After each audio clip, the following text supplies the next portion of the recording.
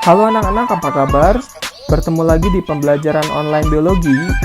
Pada kesempatan kali ini kita akan membahas film cacing yang berikutnya, yaitu Nemata mintes. Kita mulai dari karakteristik yang dimiliki oleh anggota film Nemata mintes. Jadi, organisme yang termasuk ke dalam anggota film ini memiliki karakteristik. Yang pertama, berbentuk gilik, yaitu silindris tidak berruas dan simetri bilateral. Kemudian yang kedua, memiliki 3 lapisan tubuh atau tripoblastik dan rongga tubuh semu atau pseudocelomata.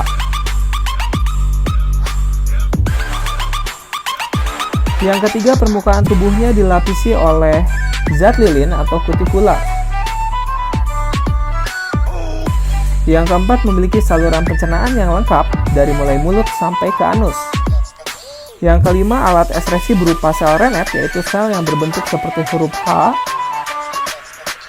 Yang keenam, sistem saraf disebut cincin saraf sirkumfaringeal, yaitu mengelilingi bagian faring. Tidak memiliki alat peredaran darah dan pernafasan khusus, jadi dia bernafas dengan permukaan tubuhnya.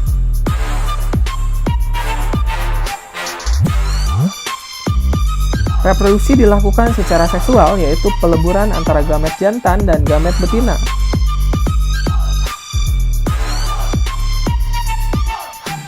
Pada umumnya bersifat parasit pada manusia, hewan, atau tumbuhan, walaupun ada beberapa kelas yang hidup bebas. Untuk pengelompokannya sebenarnya banyak, tapi yang akan kita bahas yaitu hanya satu, nematoda ya. Tapi untuk kelas yang lainnya adalah rotifera, yaitu cacing yang hidup bebas pada air kotor, yaitu selokan-selokan.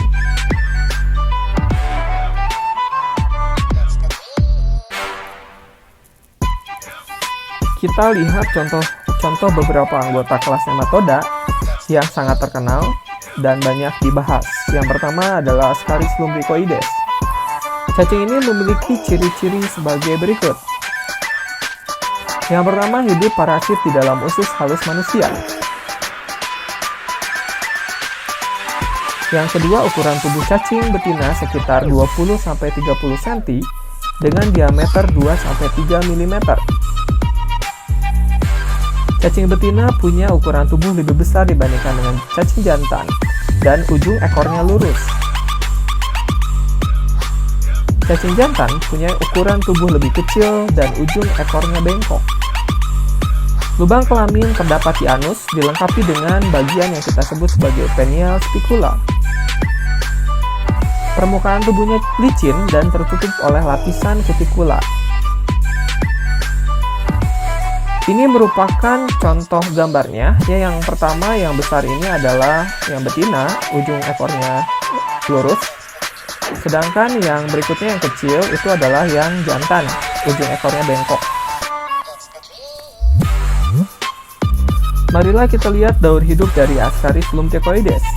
Di sini disediakan gambar dan keterangan yang akan menunjang gambar tersebut. Telur masuk lewat makanan, masuk ke pencernaan, menetas jadi larva, dan menembus pembuluh darah lewat jantung, paru-paru, kemudian masuk ke trakea, dan tertelan kembali ke saluran pencernaan. Cacing dewasa akan hidup di saluran pencernaan, di usus halus. Kemudian dia bertelur. Nah, telurnya itu dikeluarkan lewat feses menuju ke tanah. Nanti di tanah, telur itu akan terbawa oleh lalat atau vektor lainnya, hinggap di makanan dan tertelan kembali oleh manusia. Berikutnya adalah Necator americanus atau Ankylostoma duodenale. Cacing ini kita sebut juga sebagai cacing tambang karena memiliki karakteristik sebagai berikut.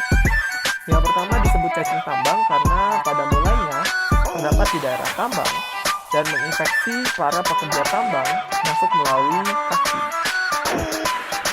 Kemudian yang kedua termasuk dioecious, yaitu jantan dan betina yang terpisah dan melakukan pembuahan internal. Yang ketiga, hidup sebagai parasit di dalam usus manusia. Ukuran tubuh antara 1-1,5 cm. Yang kelima, hidup bergerombol, mencecap darah di dinding usus inangnya dan menyebabkan anemia. Pada bagian mulut terdapat gigi-gigi kitin yang berfungsi melukai dinding usus. Yang ketujuh, mengeluarkan antikoagulan atau anti pembekuan darah yang menyebabkan penderita mengalami anemia. Ini adalah bentuk cacing. Yang besar adalah yang betina dan yang kecil adalah yang jantan.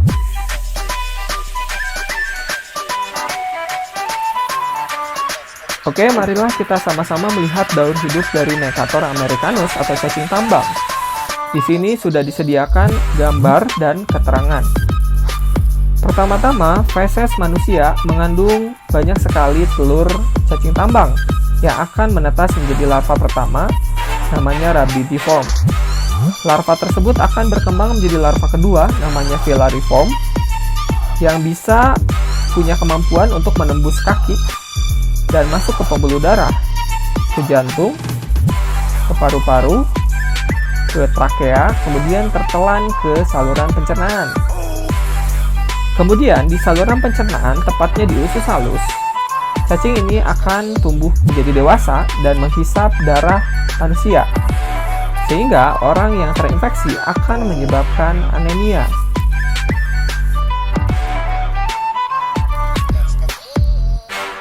Cacing yang berikutnya adalah Oxyuris vermicularis atau Enterobius vermicularis. Cacing ini kita kenal dengan cacing kermi yang memiliki karakteristik sebagai berikut. Yang pertama, hidup parasit di dalam usus besar manusia. Yang kedua, ukuran tubuhnya sebesar rambut dengan panjang kurang lebih 1 cm. Yang ketiga, dioeceus dan pembuahan internal.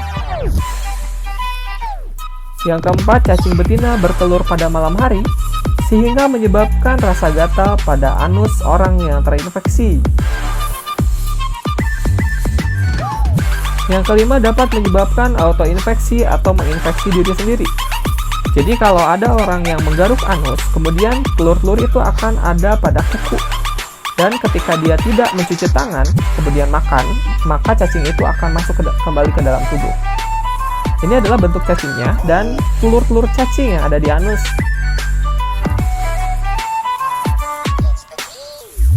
Berikut adalah daur hidup dari Oxyuris vermicularis atau cacing kermi. Saat malam hari, cacing betina bertelur di anus penderita, menyebabkan rasa gatal pada anus penderita sehingga orang yang terinfeksi akan menggaruk anusnya. Telur-telur cacing akan terbawa dan menyangkut di celah-celah kuku. Oleh karena itu, pada saat penderita memegang dan memakan makanan tanpa mencuci tangan, maka telur itu akan masuk kembali ke dalam tubuh. Itulah yang kita sebut sebagai autoinfeksi. Cacing berikutnya yang akan kita bahas adalah Wuchereria bancrofti atau Filaria bancrofti. Cacing ini punya karakteristik. Yang pertama merupakan penyebab penyakit filariasis atau elephantiasis atau kaki gajah.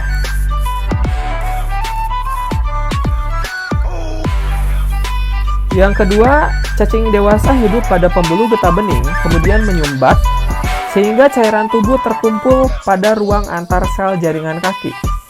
Akibatnya, kaki penderita akan membengkak seperti kaki gajah.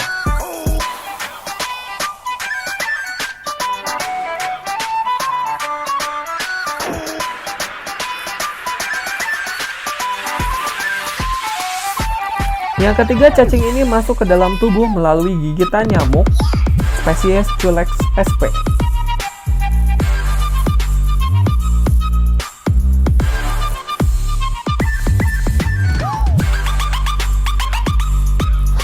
Ini adalah gambar dari penyakit kaki gajah, sedangkan cacingnya itu ada di bagian bawah. Berikut adalah daur hidup dari Wuchereria bancrofti atau cacing filaria. Di sini kita bagi dua, yaitu fase yang ada pada tubuh nyamuk dan fase yang ada pada tubuh manusia. Nyamuk yang menghisap darah orang yang terinfeksi akan mengandung mikrofilaria. Kemudian dia masuk ke lambung dan bermigrasi ke bagian otot dada. Dari otot dada, dia akan berkembang dari larva 1 menjadi larva ketiga. Kemudian larva ketiga akan bermigrasi ke daerah kepala, kemudian ke bagian proboscis, sehingga ketika nyamuk menghisap darah orang yang belum terinfeksi, dia akan memasukkan mikrofilaria ke dalam pembuluh darah. Kemudian di dalam pembuluh darah dia bermigrasi ke pembuluh getah bening, sehingga cacing tersebut menyumbat pembuluh getah bening yang ada pada kaki.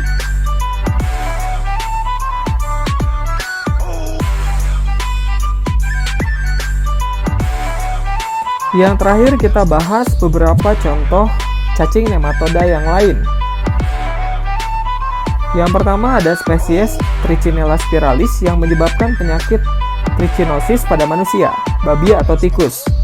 Menginfeksi bila mengkonsumsi daging yang mengandung kista yang dimasak kurang matang.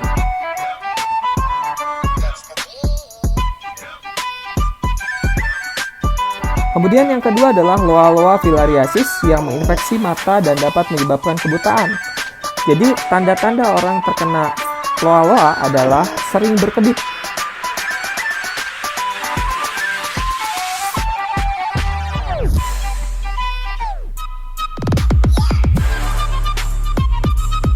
Dan yang terakhir adalah cacing yang menginfeksi tumbuhan, yaitu Heterodera radicicola. Jadi dia menginfeksi akar pada kubis. Ini adalah gambar Trichinella spiralis dan cacing Loa-Loa. Jadi dapat kita lihat bahwa cacing itu akan memakan jaringan subkutan pada bagian mata, sehingga bisa menyebabkan kebutaan.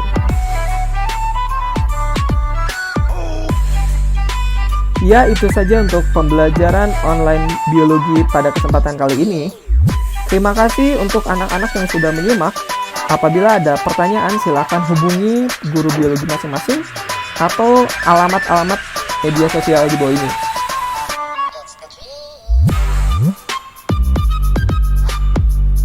Ya, semoga kalian selalu diberikan kesehatan dan semangat untuk melaksanakan pembelajaran online berikutnya. Tetap semangat, sampai jumpa di pembelajaran biologi online berikutnya.